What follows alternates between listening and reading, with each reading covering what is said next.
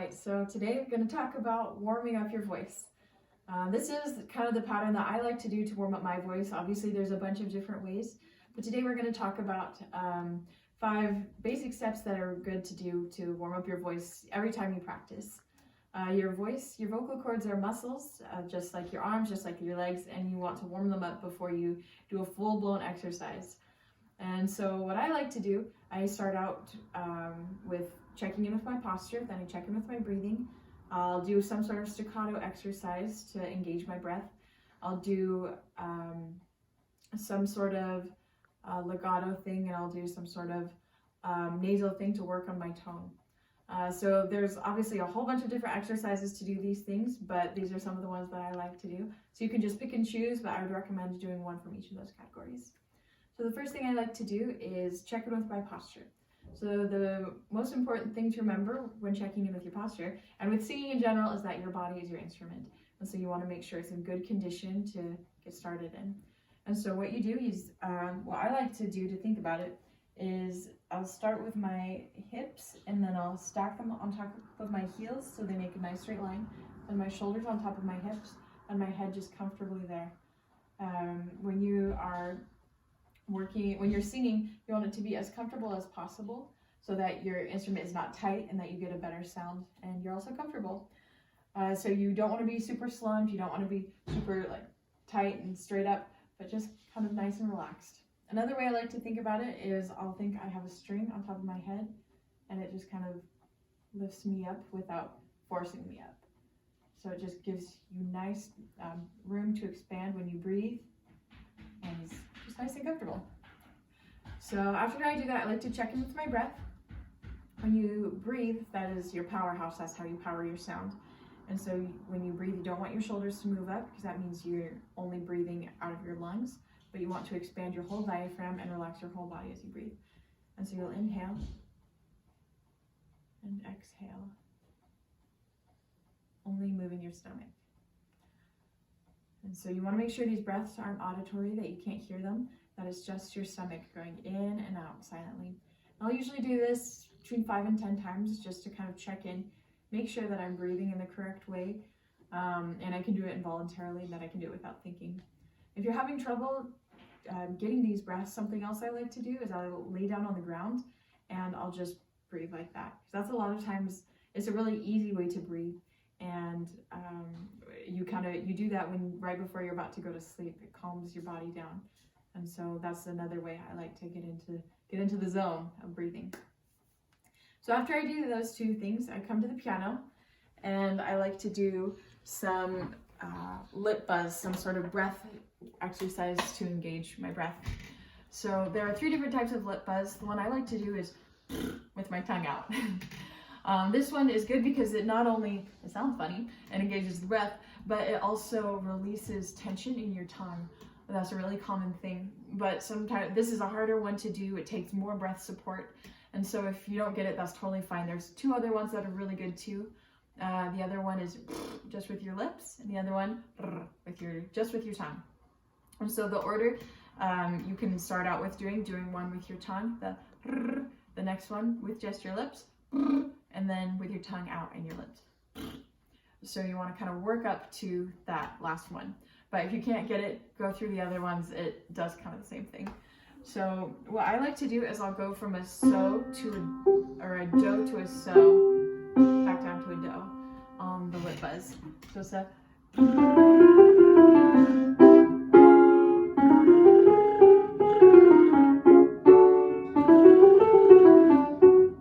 and just kind of go up as high as I can go. Usually I stop around a C because I find that it starts hurting my throat if I get too much higher.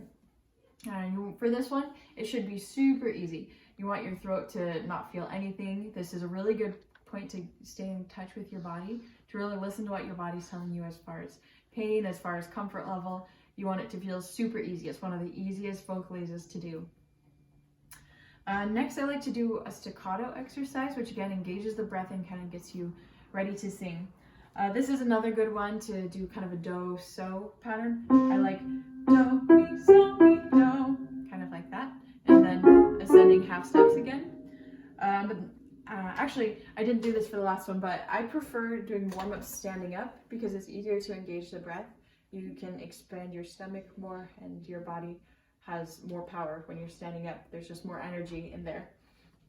And so for this one is a nice staccato. I like to do it on just an ah syllable. Ha, ha, ha, ha, ha, ha, da, da, ha, ha, ha, ha, ha, da, da, ha, ha, ha, ha, ha. And this one, again, you want to stay in touch with your body and kind of give yourself a break and think, okay, how does this feel to my throat? Could I do this for an hour and not get tired? How does this feel in my stomach? I also, for this one, I like to keep my hands on my stomach and check, is my stomach actually moving? Every single staccato note, it should make a kind of a motion. Ha, ha, ha, ha, ha. Like really, almost exaggerated. Your stomach should be the one doing the work. Nothing else should be working. So after the staccato one, sometimes if I'm still kind of feeling not super warmed up or not ready to do like, quote unquote real singing, I'll do some sirens. So just kind of like if you're on a roller coaster and you're and just kind of go up and down and left and right, just kind of whatever sound I'm feeling. Nice and high, then nice and low, just kind of silly sounds. After that, I like to do some sort of placement thing. And so placement, you can sing either, it means either back in your throat like, ooh, or you can sing in your nose, eh. And it's better to have a little bit more forward than back. When you sing back, you tend to have a lot of tension.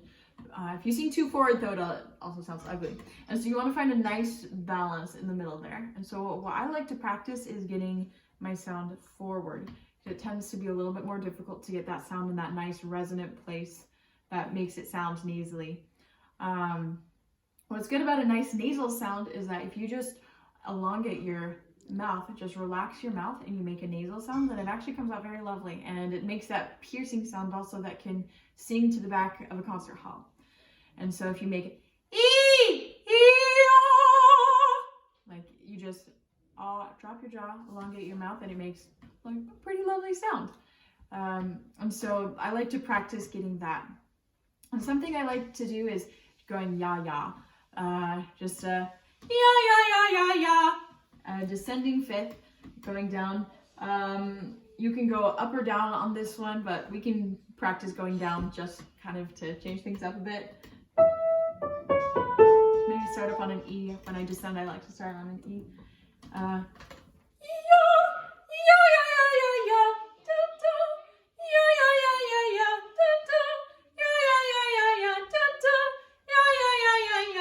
And just keep going all the way down, making it nice and ugly, nice and forward. If you notice, I kind of had my hand motion up here, because when I do nasal things, I like to think, okay, up and over the nose.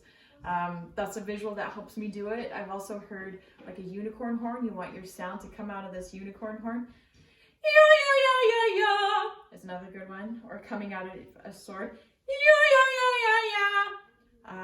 Or if you watch The Fairly Odd Parents, it's like Cosmo's voice, just really annoying, like, yeah! So those are really good ways to get some nasal out. And so it helps to practice it on notes, like that descending fifth. Another one that's really good is wee-oo. It's like the wee-oo. You can go wee-oo, and then again you can go up or down. Same kind of thing, but it's a nasal sound is really hard. It's really easy to do with an E sound. It's nice and bright and it sounds kind of annoying, but ooh is harder. And so you want to maintain that nice, nasty, easy he sound throughout the entire phrase. So wee-oo, da-da, wee-oo, da-da, wee-oo. You notice I kind of started to make it like pretty on that last one. But that doesn't have that same ring, that same intensity as the other ones do. And so you want to make sure that when you're doing these, you're really focusing on making a nice nasal sound without getting the strain. So that's why you have to start with a good breath. You start your warm-up with a nice breath so that you're not pushing your nasal sound from your throat, but from your stomach. And so as you do these warm-ups, They help get you ready to sing, and they help you get a good placement to sing real things. After you do these things, you are ready to go. You are warmed up.